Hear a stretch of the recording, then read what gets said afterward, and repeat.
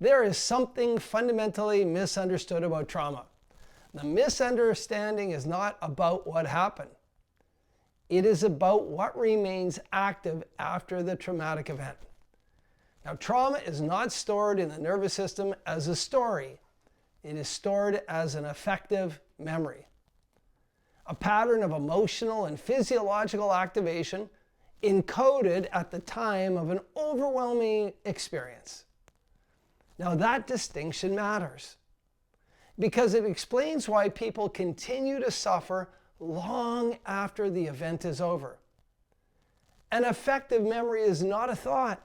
It's not a belief. It's not a narrative. It's a physiological pattern. And that includes changes in heart rate, changes in breathing, changes in muscle tone, changes in autonomic activation. These patterns are encoded rapidly and often outside of conscious awareness. They just happen.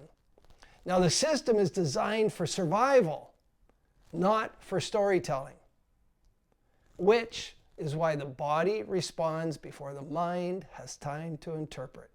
And anybody who's been traumatized and triggered knows that's absolutely 100% true. When an experience overwhelms the nervous system and does not resolve, the encoding does not complete its natural cycle. There is a natural cycle. The memory remains active. It remains latent, carrying a negative affective charge. That charge is not metaphorical. It is a nervous system remaining prepared for a threat that is no longer present. Now, from that point forward, the brain begins to use that unresolved memory as part of its predictive model. The brain, your brain, is not reactive. It is predictive. It's predicting how to behave in the future. It uses past experience to anticipate what is happening and what is about to happen. When an affective memory remains unresolved, it becomes a template for future behavior. The system begins to anticipate threat. And when it anticipates threat, it prepares your body for battle. This is why someone can be sitting in a safe environment and still experience full activation when triggered. Heart rate increases, breathing changes, muscles tighten. And in my work overseas, I've seen this a million times with NGO workers and ex-military personnel. Attention narrows, sleep becomes disrupted. Nothing in the present moment requires that response, to be honest. But the nervous system is not responding to the present moment. It's pulling the past into the present. It's responding to a prediction generated from that past. And that prediction repeatedly activates the sympathetic nervous system. And Donald Hebb would say, what fires gets wired. So this system gets wired every time it's activated. And over time, the system does not fully return to baseline. This is what people call hypervigilance. But hypervigilant is not a personality trait. It's not a mindset. It's a physiological loop driven by unresolved affective memory. And the consequences of that loop are absolutely 100% predictable. When the sympathetic nervous system remains elevated, sleep's disrupted. Recovery is impaired, cognitive function becomes strained, and emotional regulation becomes more difficult. I'll suggest it just doesn't exist. And over time, the body carries or pays the price. Where the field often missteps is in attempting to resolve this at the level of narrative or symptoms. People are asked to talk about what happened, to analyze it, to describe it, to reframe it, to make meaning of it.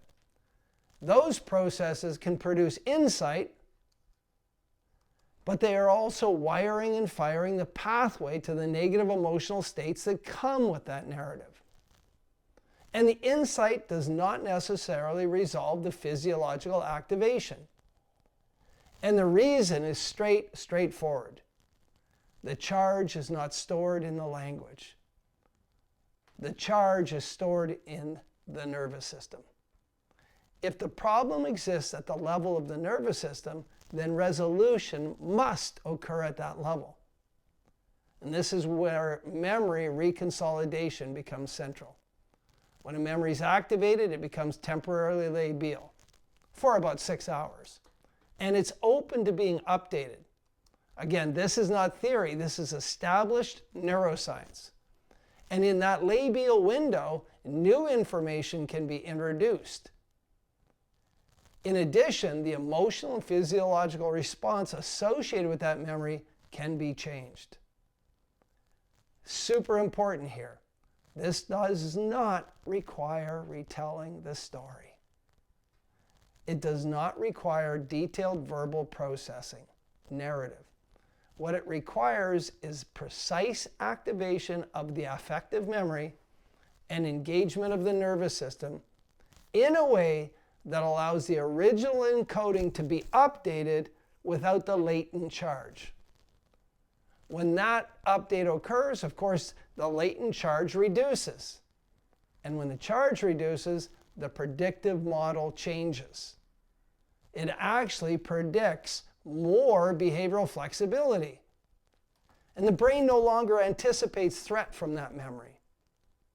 What happens next? The sympathetic nervous system is no longer repeatedly activated.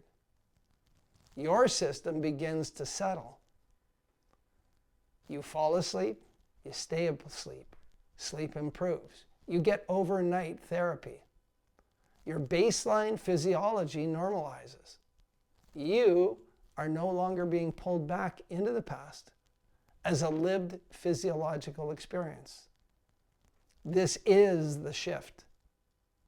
Not from negative thinking to positive thinking, but from unresolved activation to a resolved memory. Trauma is not what happened to you. That's what Gabor Mate says. It is what remains active after the traumatic experience. And when that activity is resolved, the system can reorganize. In the next piece, we're going to move from mechanism to method. How affective memory can be safely activated, made labial, and updated without any re-traumatization, and certainly without requiring an individual to relive or retell their experience.